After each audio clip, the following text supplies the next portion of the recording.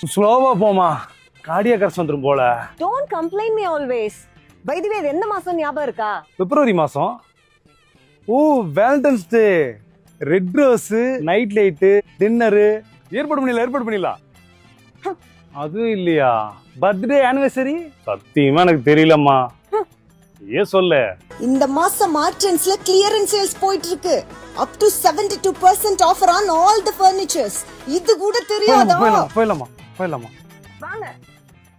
இன்னைக்கு மட்டும் mark clearance sales கூட்டு போறோம், நம்மளே கிளியர் பண்ணிடுவோம் போலயே.